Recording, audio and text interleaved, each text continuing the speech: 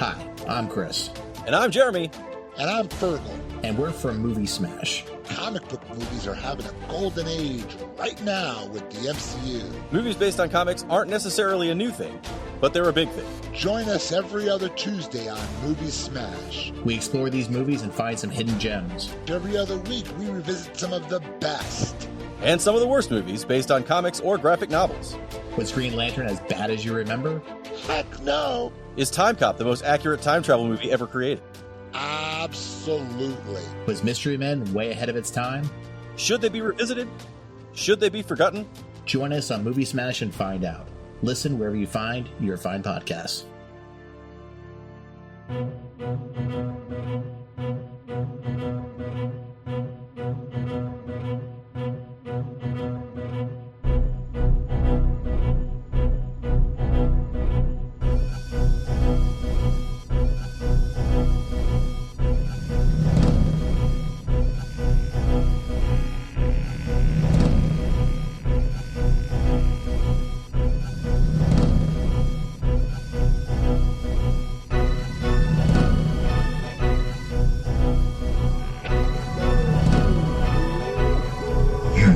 Entering the world of Crisis on Infinite Films, brought to you by All2ReelToo podcast.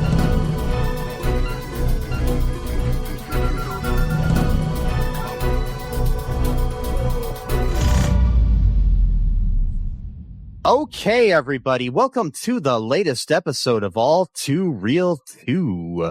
My name is Michael E. Cullen II, and with me, as always, is Sesame. I'm waiting for my husband in Carter. I can't sing. I could play, but I can't sing. It was beautiful. By the way, this would actually sound better as an end credit song than what they use for the action movie. I am a time cop. Oh, sorry, I ruined the. Oh no! Surprise. What are we covering? Nobody knows because they didn't read the title when they. Oh started. right. You press play on the episode. Time cop. Okay, sorry. So, as Sesame alluded to, or flat out said, today on the show we are covering the 1994 action sci-fi film Timecop, starring Jean-Claude Van Damme. Yeah, or TC, as like the hardcore fans call it. Timecop, TC. Yeah, and then they call him JCVD. So yeah. We call ourselves timers or the time, TC. Yeah, I call myself a time head. Cool. It's a thing I do. Nice. I wear a big clock around my neck like Flavor Flav. And I was gonna say, wait a minute. I was like, that sounds familiar. Except for my clock on the face, it has a picture of JCVD on it, and stuff like a cassette tape company. Like, go get yourself some JCVDs, man. We're running out. Either that or it's like a new kind of venereal disease, a JCVD. Yeah, it's a Jesus Christ venereal disease. So, what happens during those like really big like Pentecostal churches with like thousands of people? Some of those people are banging each other. I'm just saying, just statistically speaking, someone has to be like, you know what I mean? Like, there's a 0% chance where at least two people are like, it's just not happening. Like, oh yeah, I mean, I've watched The Righteous Gemstones. I know how fucked up the big mega churches can be. Anyway, so exactly. So Timecop here, according to the Internet Movie Database, the short synopsis here is Max Walker, an officer for a security agency that regulates time travel, must fend for his life against a shady politician who's intent on changing the past to control the future. Mm-hmm. The film was directed by Peter Hyams, who also directed 2010, The Year We Make Contact, The Relic, Outland, A Sound of Thunder, The Musketeer, Black Sabbath Time Machine, a short film. I don't know what that is. It's like about the band or something. He also directed the movie Stay Tuned with John Ritter. Oh, you ever seen that?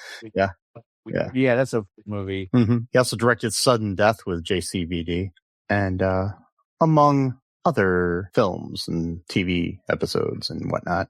This was written by Mark Verheiden and Mike Richardson. Mark Verheiden also wrote, he was the executive producer of the Swamp Thing TV series, executive producer of the Daredevil TV series, Ash vs. the Evil Dead, the Constantine TV series, Hemlock Grove, consulting producer on Heroes, Falling Skies, co-executive producer of Battlestar Galactica, supervising producer of the TV series Timecop, co-executive producer of Smallville. So it's got a interesting thing. He's written a lot of things, like written for all of those things, among a couple other things. Wrote the movie My Name is Bruce, starring Bruce Campbell.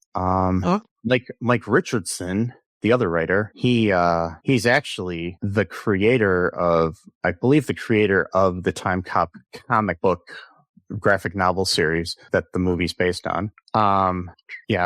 Richardson is the creator of Timecop. He's also the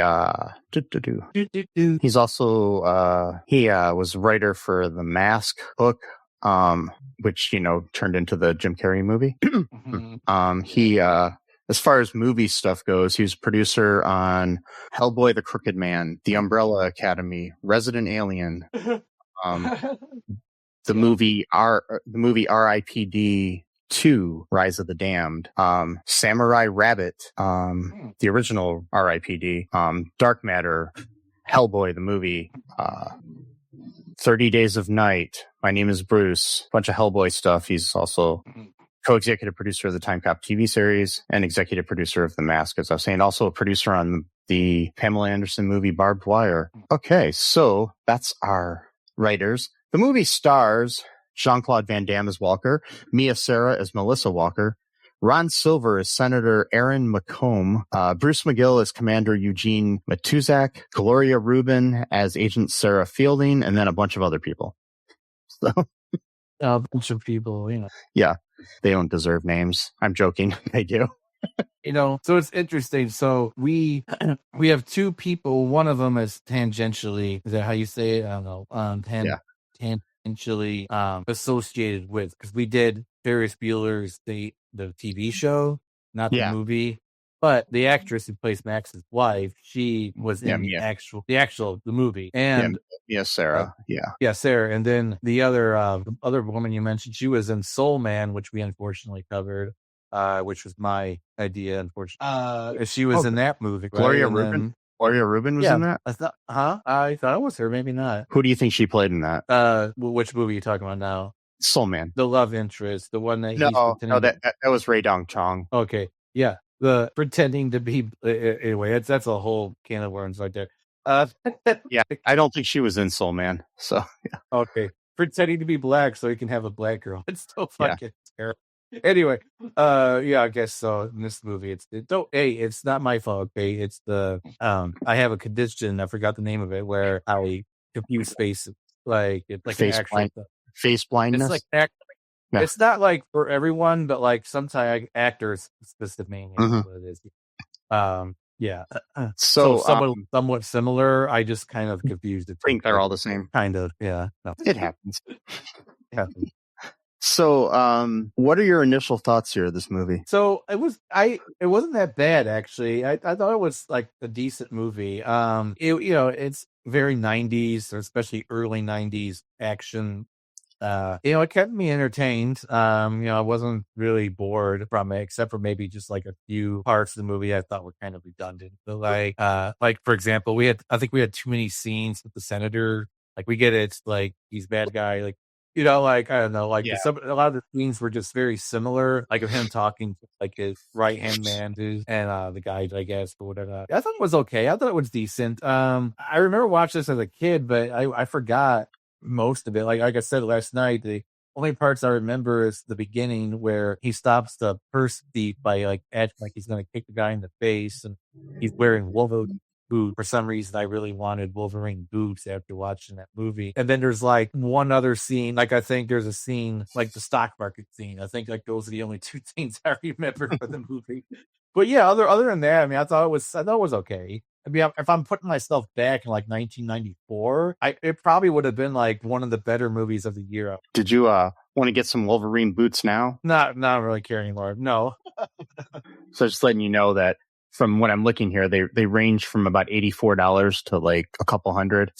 But Yeah. no, I don't really care. I don't like boots really. I'm not a boot guy. I don't lick boots and I don't wear them. So Oh, darn it. I'm going to have to take back the gift I got you. No, John. well, I'll take them. I mean, they're 5 sizes too small, but I still bought them for you. Yeah. Anywho, I really liked this movie. I saw it in theaters when it first came out, so it's always had a special place in my heart. I've probably seen it a dozen times or more, but it's been a while since I've seen it and rewatched it for this episode. So I liked it. The Wolverine thing is interesting too, because right around that time, people were trying to say that he might be Wolverine in the X-Men movies that were eventually made later with Hugh Jackman. But at the time he was one of the possible people, as was Bob Hoskins. Yeah. Which I find weird. I mean, he was kind of better built around the time that they were looking at it in the 80s. So originally. So true. Even then though, he wasn't like super fit. I guess back then though, movies didn't really have like jack guys as much. Like, I mean, you had like your Dolph Lundgren. Yeah, you had you did have your Schwarzeneggers and your Dolph Lundgrens and stuff, but yeah, I don't know. I mean, it depends on when it would have been made too, because like there's been times where you have your like different types of action heroes from different times. I mean, right now I think we've got it where we've got kind of a combo of different type of people, because you'll have like, Chris Hemsworth, or you'll have like Tom Cruise. They're not the same kind of bodies, you know what I mean? So it's like, yeah. But anyways, this movie was a movie. I liked it. It was, yeah. I mean, there's a lot of plot holes in my opinion when it comes to like the idea of time travel, but that's okay. Right. Writing time travel is really hard, or whatever Dean the Dean says in Community. His movie his story Time Desk. Yeah. The writings of Dean Dangerous or something like that. Yeah. That's what it was called. So what goes down in this movie here? So like I was a little bit confused because like the very beginning of the movie, it's in like the 1860s, like during like the Civil War, or just when it's about to break out. And like there's like these Confederate dudes, they got like a bunch of gold that they're gonna use to pay. And this guy's like, I want your gold or whatever. He's like, whatever. And then he takes out like one of his cool like space guns and kills them. Mm-hmm. I don't know what that guy to be. Is he just like a one-off, or is he? I think he's a guy that's working for the villain. It's okay, because we learn later that basically Ron Silver's character of Macomb, he's going back in time and like stealing money to fund his political campaign. So like he's like getting billions of dollars, which apparently like no one's suspicious of, like how this guy just has so much money, like all of his investments pay off, like what I mean? Like he all of a sudden has Confederate gold bullion. It's like, really? It happens. He inherited it, I guess. I don't know. And so we got that scene. That's the very beginning scene, I think, and then he shoots the dudes with like a cool space futuristic machine gun type of thing, which does look pretty badass. It was a really cool prop. Yeah, the sounds they made were really nice. And so like then we get to like the future, like our president in 1994. Sean Claude or JCVD as our super fan call. JCVD playing the character Mac. Well, first we do have a scene where I believe we have a scene where this doctor meets with the Department of Justice to fund you're right.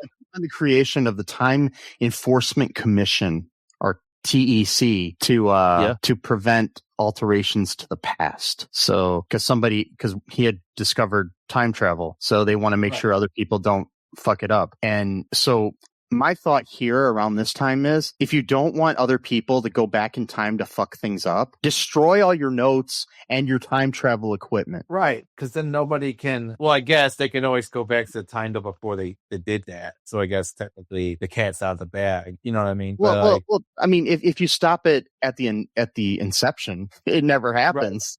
So True. Yeah, that's true. So I forgot about that because that reminded me of like the show don't tell thing because this was very tell. Yeah. It was I'm just gonna tell you what the plot of this movie is gonna be. You know what I mean? Like, and during this scene, the doctor is very, or whoever the guy that is talking about things is very insistent that, you know, for example, you can't go back in time and kill Hitler. He emphasizes that a lot. Like, I think this guy's a Nazi, even though he was black. But I'm just maybe he's like an ancestor of Kanye West or something. Maybe he taught him. Maybe he had stilt those values into Kanye's mind. No. Yeah, because it's weird because later on that becomes contradicted when other people start fucking with time. But okay, fine. So it's like, so apparently killing Hitler is, you know, one step too far. But like this guy wants to like make a few $1 billion. Yeah, whatever. It's fine. Like, I mean, I always understand that, like, you know, in time travel things and the whole like theory, it's like, would you go back in time and kill baby Hitler, or would you kill Hitler, you know, before, you know, World War II happens or before the Holocaust and everything? It's just, it's hard to say because if you know, you don't know what would happen. You know, you kill Hitler and then all of a sudden, you know, global warming is sped up somehow or something. You know, you never know what it's going to cause. But or not only that, if you just nature of time traveling itself may have like done something like a ripple effect that would actually change baby Hitler into like a different type of person, like just from you going back in time, like without even doing anything, like just like if he saw you for like a split second, maybe that would have caused some crazy ripple effect that you have no control over, that somehow he actually would have been like a decent painter or whatever. So at that point, you're just killing like an innocent, you know what I mean? Like, or the thing is, like, you kill Hitler, but then, you know, the guy down the street becomes Hitler. You or know Donald Trump's spot becomes Hitler, or like, you know, whatever. Like, somebody else becomes Hitler. You know, it's like, you never know. Depends on if you believe in fate or not, you know. But anyways, they create this organization to kind of be quote unquote time cops. And then what happens? So what happens after that is this really cool band called Timecop 1983, which is like a real band. They go back in time to 1994. Then they record the song at the end of the movie, where it actually makes more sense than the song that they chose to be at the end of it.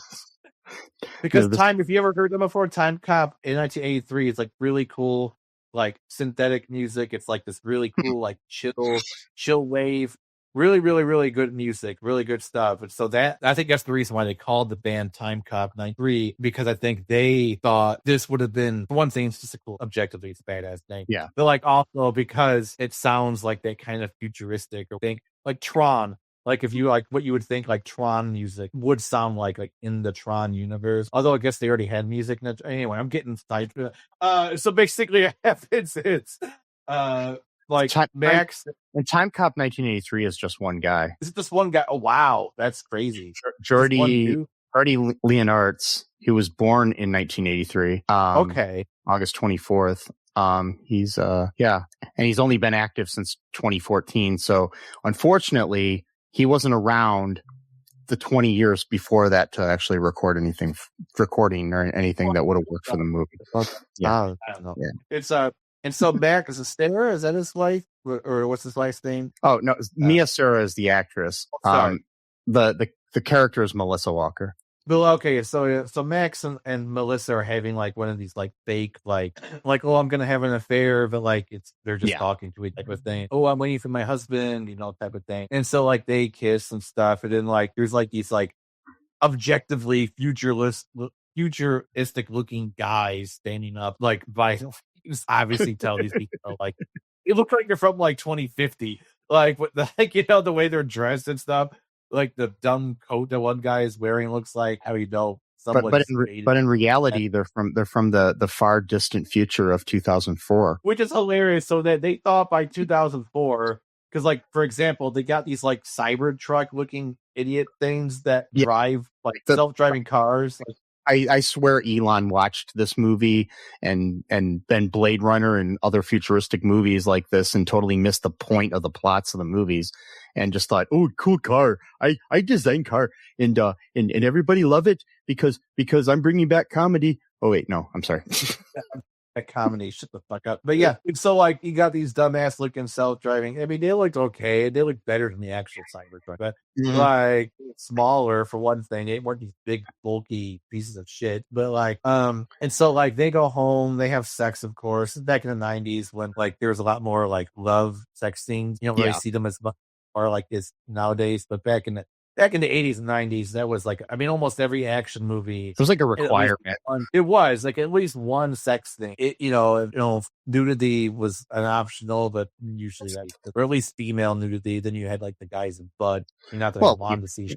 When you've got a butt like JCVD, you got to put it in a movie. JCVD, but yeah, I mean, you might as well flaunt it while you got it, you know.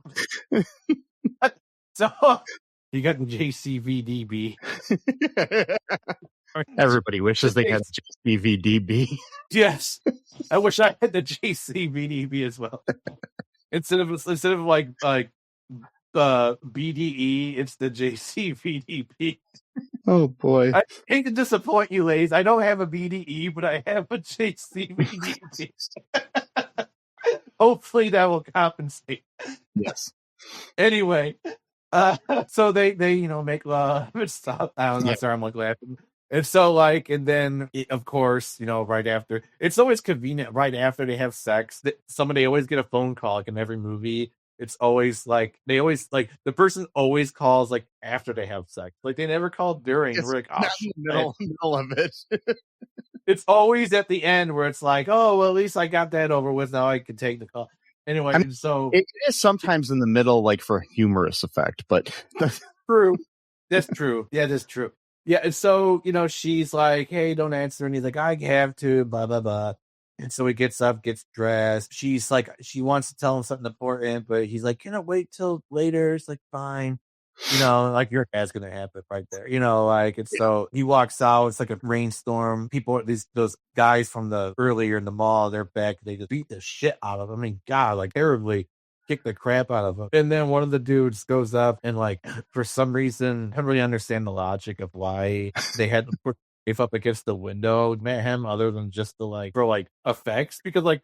You're gonna blow up the house anyway. What's the point of like whatever? Yeah. And then so the house gets blown up for some reason. And I'm assuming this guy blew himself up too. That's the thing too. I was wondering. I'm like, wait, why did he just like a suicide bomber?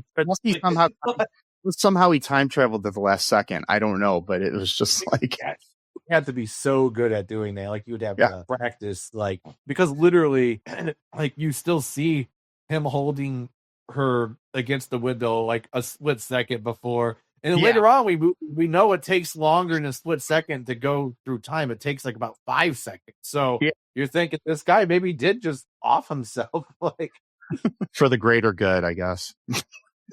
Or maybe because he already has like a different version of himself somewhere else, so it doesn't really matter type of thing. I don't know.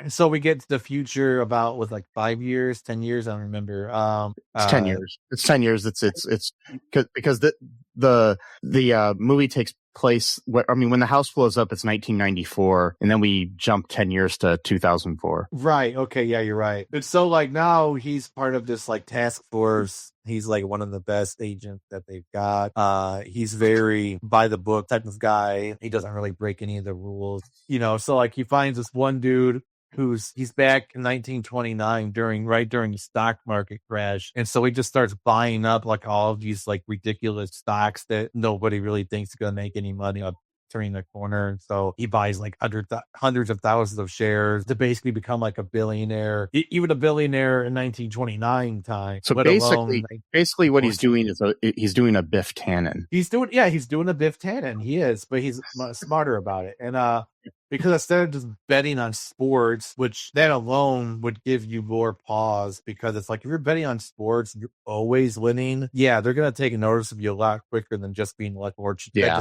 but that's okay. Biff Tannen still became Donald Trump in the second. Exactly. So, no, it's Biff Towers. Exactly. Yeah. Yep. And that's not just us saying that. The guy who made Back to the Future literally said that's who he based it off. Not speculation. When the creator said so, it's not speculation. And so he gets this new cop who's like supposed to be like his trainee, or not really trainee, his new partner. By the way, they bring that guy back from to the future from 1929. Right. and Right, he used to be. It turns out he used to be Walker's partner, and Right. Yeah. but then he has a trial. But right before the trial, he's telling Walker that that Senator McComb is like doing some bad shit, and raising money to. Yeah, he basically confesses that he works for McComb. He's been funding his failing presidential campaign through time travel. It's such a And basically he's afraid that McComb is going to like erase his family from history, including his cat. And Right. he cares about. He's like, my cat. He's like, whatever. But that's what makes this movie so ridiculous, is because the whole thing is about, I want to fund my presidential campaign. Like, you can't get donors. You can't, like, that's why you're abusing time travel. Like, you're not doing anything like cool. Like, I want to become the next Hitler, or I want to become, ruler of the entire earth. No, I want to raise enough money for my presidential campaign. What? It does make you wonder if like maybe time travel was involved in Elon Musk and Donald Trump. But maybe there's this one line though in the movie that really really hit me, because he's talking about the top 10%, not 1%. The top 10%, and this kind of goes back to what we were talking about earlier when it came to that dude who moved to Thailand, like psychotic now.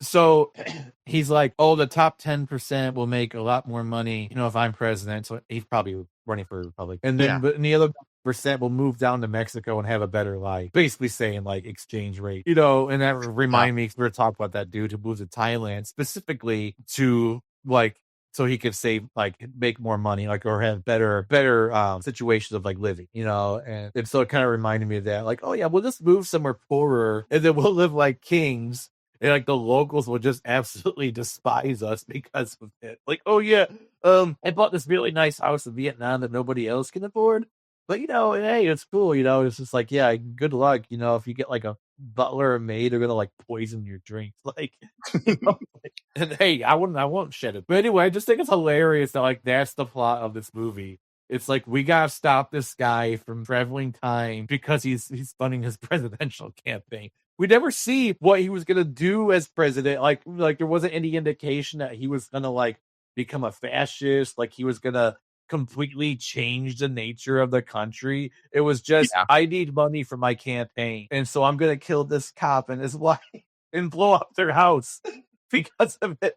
Yeah, because he said, and it's funny too the way he says, when I'm in office, it's going to be just like the 80s. When he says the top 10% will get richer and the other 90% can emigrate to Mexico where they can get a better life. Right, which is such an awful racist and classist thing to say. Which again, it means he's probably running as a Republican. Although I don't know, 90s, there wasn't much of a difference. So maybe he could have been running either, even independent. Well, there still isn't much of a difference. But anyways, the not that, I mean, difference in the fashion aspect, but not money. Like that.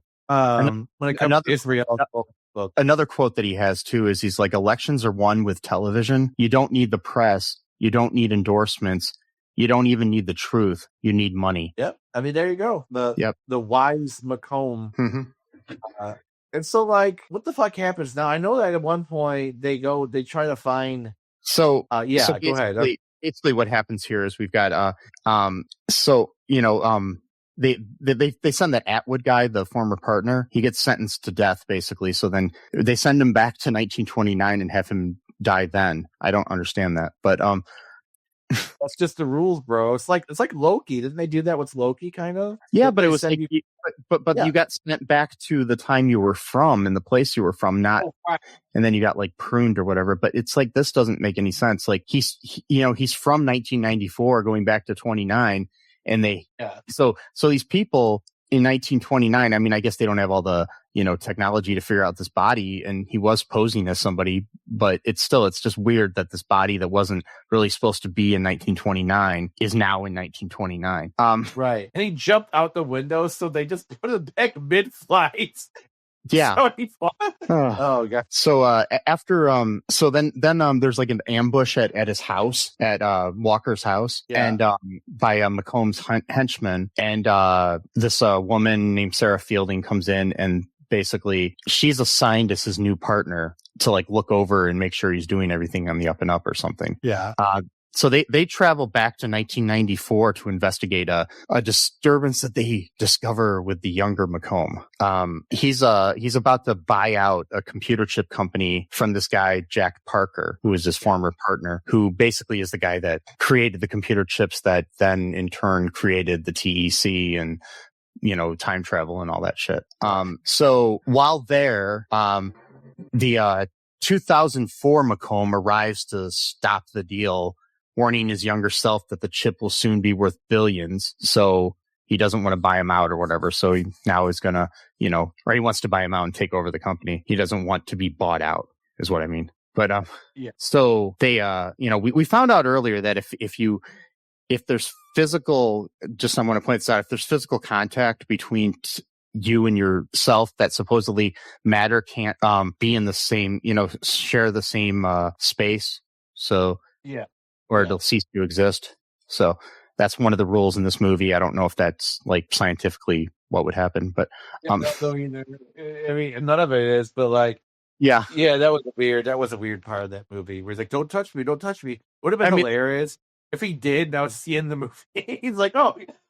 I mean, there is a lot of that type of thing. I mean, they don't want you to interact with your younger self, like in Back to the Future and different things like that too. So, but he basically the same matter cannot occupy the same space is what they say. So Macomb ends up killing his former partner Parker, and then it's revealed that Fielding is working for Macomb, and she basically betrays Walker. And then there's like this big action piece shootout, and Macomb wounds Fielding and escapes back to 2004.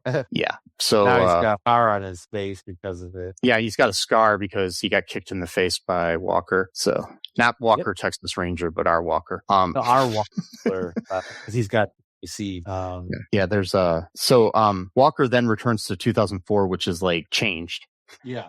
And now Macomb is like the presidential front runner and is like wealthy as fuck. Yeah, I mean, because of all the stocks and the company they bought. And he's about to shut down the TEC to basically, eliminate any interference in his diabolical plan.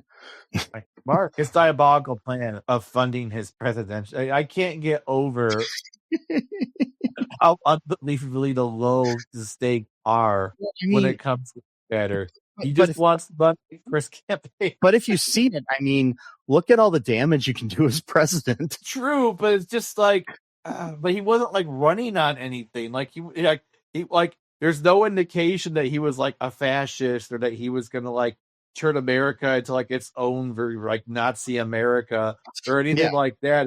Like just a regular like capitalist politician, like run of the mill like George H.W. Bush or Bill Clinton or even Obama. It's like Well, I mean, power corrupts, though. So Well, that's a good point because the younger version of Macomb doesn't seem like much of a bad guy. He seems kind of confused now. So I mean, one of my favorite lines earlier in there too is like he says, "Do me a favor and lay off the candy bars." I was gonna say, I literally was thinking about that. I remember that line too. That was one of the lines I remember now. It's like, wait, lay off the fucking candy bars. I'm like, okay, I recognize that one. So basically, things are all changed in the future, and he has to prove to Matuzak, his boss, that they were good friends, like because like they just don't seem as close in this altered history. And they basically end up figuring out that Macomb is using like their original prototype time travel machine.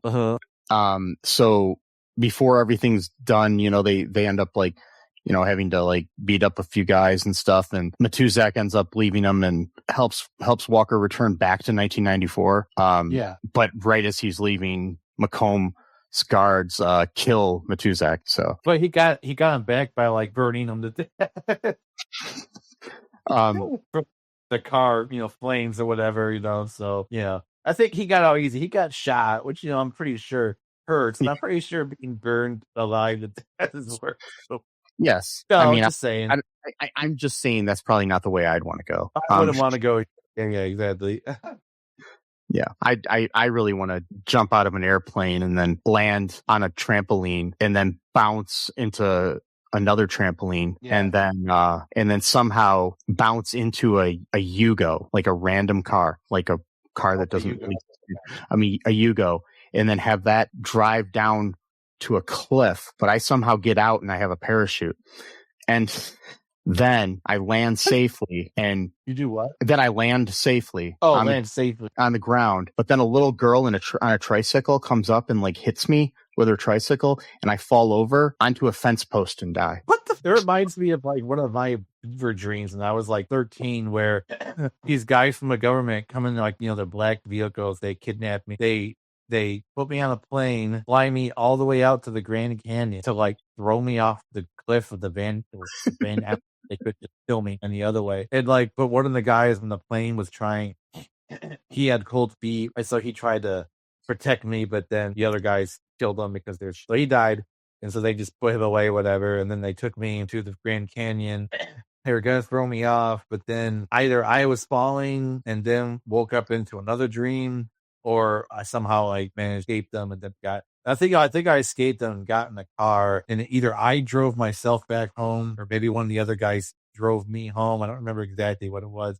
And then they drove me into the parking lot of the junior high school that I was going to at the time. And then as I'm out near the field, like where they had like, we didn't really have a nice field. It was just literally a bald mound. It was just, and so there was like no trees nearby or anything like that. It's just straight up sun. And so then a helicopter shows up, and it's Danny DeVito and his wife, and they're shooting at me from the helicopter, trying to kill me. And eventually I got away from them, I think, and then I woke up. I was like 13 when I had that dream. Are you sure that was a dream and didn't really happen? I'm pretty sure it didn't happen. I mean, I don't think there was any bullet holes. I mean, I think I got shot at least once. I don't.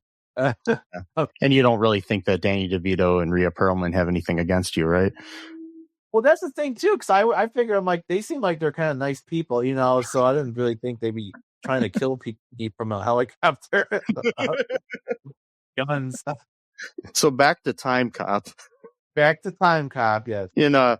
Walker's back in 1994 now, and he goes to the hospital and finds a recovering Fielding there, and then she's agreeing to testify against McComb. So he leaves the room at one point. He's checking some like hospital records and finds a test tube of blood with a little thing on it. I don't know how this hospital is not secure at all, by the way. Anyways, it's absolutely like, it's ridiculous. You just walk in, steal shit, nobody knows. He finds a thing, and it says it's got his wife's name on it, and turns out she's pregnant. So, you know, and this happens to be the day of her murder. So, anyways, while this is after this happens, he goes back to Fielding's room, and there's like some kind of needle stuck into her IV tube, and so it's like somebody killed her, and then the bad guys are in the hospital, but the cops are all after Walker because they think he's the one that killed her, because he was the only one that they saw in the room, because again, the security's horrible in this hospital. And anyways, he goes, he realizing that this is the day of the murder, he ends up going back to the mall and tracks her down and reveals that he's from the future and convinces her to stop his younger self from leaving for work that night. By telling him pregnant. Yeah, and making sure that, you know, she tells him that she's pregnant. So that evening, what was that? Go ahead. Well, I'm just saying, like, which the whole thing, the whole movie could have been avoided if he's like, could it wait till later? She's like, sure. It's like, all you gotta say is, I'm pregnant. Like, you don't, like, well, I mean, what? Like, you don't need, like, a half hour to tell him something. Like, I know. Like, I love you, and here's a poem I wrote. It's 8,000 words, and at the end of it, and I made, like a videotape to, like, you know, celebrate our life together. And by the way, I'm pregnant. Like, it's like, I've had instances in my life like that where somebody's like, hey, Mark, I really need to talk to you. Can we set up a time to talk and stuff? And then when we finally do, they tell me something that's so benign that could have been a text message. So they got you all like worried and anxious and shit all day. Like, you know, like, I'm waiting for like 4 hours while I'm at work or wherever or something, you know, just being like, oh my God, you know, does he have cancer? What's going on? Right. Yeah, no, exactly. Something like really serious. Yeah, no. And then it ends up being, it's like, oh, I just wanted to, you know, tell you that, you know, I think we can go to lunch next week. You're like, oh, okay. Yeah, thanks, dude. We gotta go sometime to TGI Fridays again. Remember, we used to go there like every month. Oh, I know. Or like every week, I think, for a while. Is there still any around? There's still the one that we used to go to. I think that one's It's still around. Okay, cool. We'll have to do that. I think it was because remember those drinks that have those non-alcoholic slushies or whatever they were? Those are so good. They were good, I know. And by the way, we are not sponsored by TGI Fridays, but if you would like to sponsor us, TGI Fridays, we can even switch the day of the week that we release our show to Fridays to coincide with you. It can be. We'll even call the show TGI Fridays presents All2ReelToo. Whatever you want, just give us money. I mean, it's like the Poly Market studio for Young Turks are. We'll sell our soul. We'll sell our soul to TGI Fridays. Well, at least they have good food, and the Poly Market gambling company that you can't even use in the United States, where they're promoting the show, which is in the United States. At least you can eat the food in the United States. You could actually you could eat, like, you don't have to order it and then go to France, eat your dinner, and then fly back, or whatever. But they used to have these really cool slushies. The blue raspberry was great. I was gonna say something, but I totally forgot what I was gonna. Oh no, it had something to do with driving. Was it driving? Oh shit, what was it? Well, I do remember that thing where "Merry Christmas, Mom and Dad, I'm dead." Because some kid ran right in front of me when I was driving. I could have easily run him over if I wasn't paying attention. And so I was like, get really angry. I think I even yelled at him through the window. And then I was like really super pissed at him. I'm like, oh, that's great. Yeah, you just go run in front of traffic and, and then eventually, let's say you did it on Christmas. And you go, oh boy. Get better times, better days. Good days, good times. So so anyways, he that night he gets back to the house and encounters McComb's henchmen attacking a younger version of himself and Melissa. And so both of the walkers and Melissa fight them off. And then the 2004 McComb arrives and takes Melissa hostage and threatens Walker with a C4 explosive. And he's accepting that he'll die in the blast, but he's confident that without Walker's interference, his younger self will become president. Right. I was not understanding that completely, but I kind of do now. But he did younger self with them. I mean, Max did. Oh yeah, but that comes up next. But what I'm saying is his idea was that he didn't know that his younger self was going to be there. But what he was, but what he was thinking is that even if the older version dies, then the younger version will become president and then change the future, and I'll still be alive or something. I don't know. I wouldn't making sense because I mean, time travel is hard. Anyways, well, that's the thing. They said that you couldn't go into the future in the beginning, but you can because he's been going into. So that part of the movie is wrong. In the very beginning. No, his younger stuff is he's only going in the past and then coming back to the future. Oh, okay. You can do that, right? Yeah. You can't. Oh, right. Okay. I understand now. The younger McComb or Walker couldn't go to 2004, but the 2004 Walker and McComb can go back to 94 and then back to 2004. So, yeah. Right. Okay. And so can you tell how Max is eventually committed murder against an innocent man? Because I was happy. What was that? But he pushes the younger McComb into the other one, so they both die. That's what he does. So what happens is, he's got this C4 explosive, and he's got Melissa in his arms. McComb does. So he basically he had lured the 1994 McComb to the house, and then he pushes the two McCombs together, causing them to merge into this creepy, writhing like CGI mess. And oh, it was so scary, scary than any new shit that you find. Yeah. And then he basically ends up disappearing from existence, and Yay. I don't. So my thing is, does that mean he never existed, or he just stopped existing in 1994? I'm thinking. I think. They do mention something where they say that he left from work that day and canceled all of his meetings and never showed up again. Okay, but why would? Okay, but why would he do whatever? But no, so he murdered the innocent version of the guy. But what? Why? That's but to be fair, the younger version went along with the shit where they murdered Jack Parker earlier, so he wasn't really innocent. The guy killed him first. He had no idea, and then he told him to invest in this. He didn't. He wasn't like, "Oh yeah, go ahead and shoot my partner." Like he just did it because he was like. I think he was going along with things though, so I don't think he's innocent. Maybe not. Maybe I misunderstood that. I don't know. He seemed kind of like nervous and scared. But maybe he was just because he was doing so highly illegal. But then again, it's kind of like the whole, like, you know, do you kill Hitler before he becomes evil? You know, it's like. I know, but I don't know. But yeah. But then who say then that he wasn't? Yeah, well, it's hard to. Time travel is really hard to write about. Because I was thinking, go ahead. So this is where I get confused here. So then the house explodes and they get out of the house and McComb lays his wife next to his younger self on the ground, and so he goes back to 1994, and he finds Matuzak and Fielding are still alive now, so everything's good, and that McComb disappeared in 1984, erasing his future crimes. So he returns home, and it's the same house, but I thought it was blown up 10 years before. Maybe they built a new house on the same land. I don't know.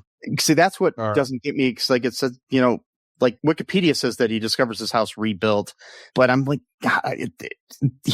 they rebuilt it to look exactly like some kind of like Victorian house that I don't know, but right, yeah, it didn't look as cool as the old house, and then he's got a son. No, it did. No, what I'm saying is that they rebuilt it to look exactly like a house that's like a Victorian house from like, you know, hundreds of years ago.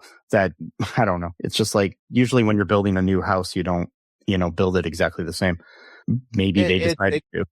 And I remember what I was going to say a little bit ago. So what it was when we were talking about TGIF being sponsored by them, it said, I go, what we won't be sponsored by, no matter how much money it would throw our way, is Steak and Shake, because of the stupid ad campaigns they're doing with like, we got beef tallow. And they had a little thing with like a Bitcoin on the car. And I'm like, you guys really going all in on this, really? Like I'm sorry, but like nobody is attracted to the sound. Like even if like you think like oh yeah, we stuck it to the libs by like just the like saying the word beef tallow isn't gonna like make people like salad like, oh, can't wait to go to Steak and Shake and get my beef tallow French fries. Like what? And like, I mean, even if you do that, that's cool. But they literally post like MAGA stuff on their page, and it's like you're alienating half of your potential customers. But dude, sucks. Anyways, I'm sorry, it sucks. But like it's not you know like, who should have a partnership with TGI Fridays though is Jean-Claude Van Damme, and they can change the name of the restaurant to JCVD Fridays, and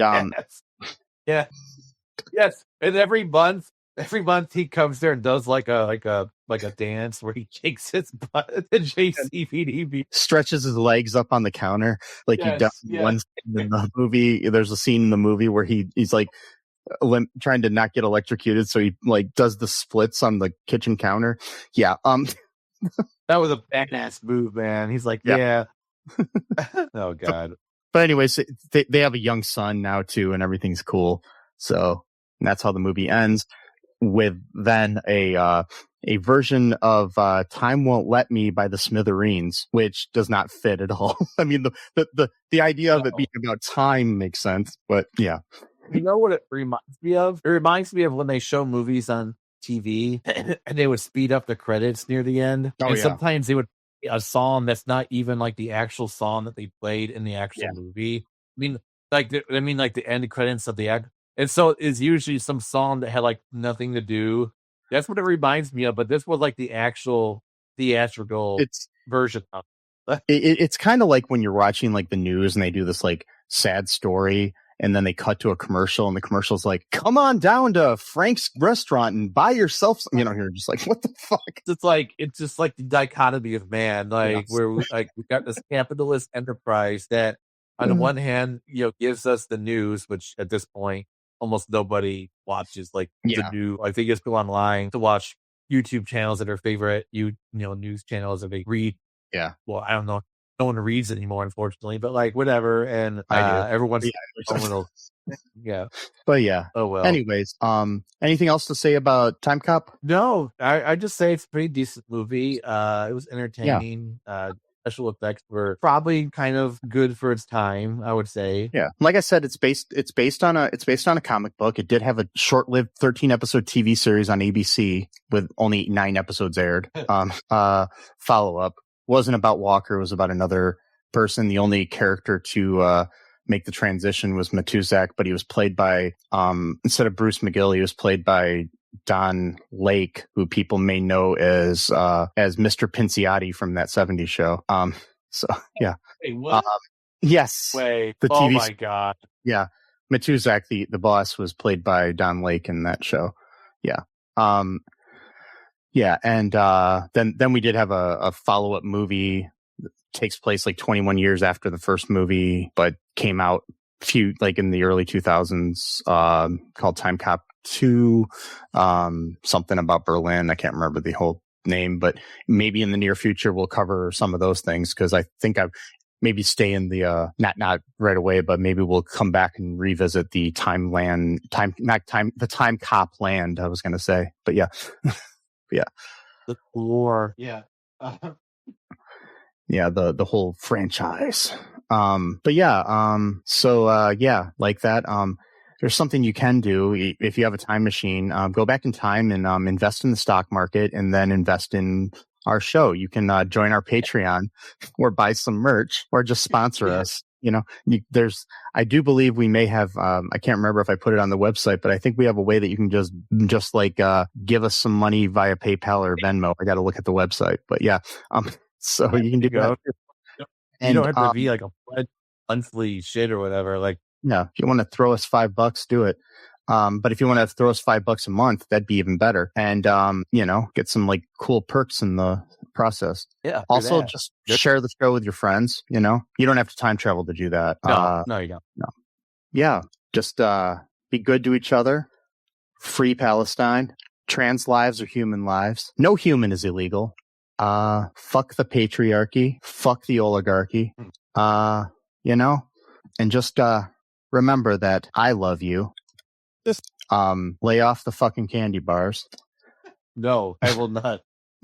It's my one vice. Your one vice. I'll send a time cop after you to stop it. No, Sesame loves you. And until next time, bye-bye. Thanks for listening to All2ReelToo podcast, a Cullen Park production. Produced and edited by Michael E. Cullen II. Music by Matthew Hawes. Subscribe and share the show. Visit us at cullenpark.com.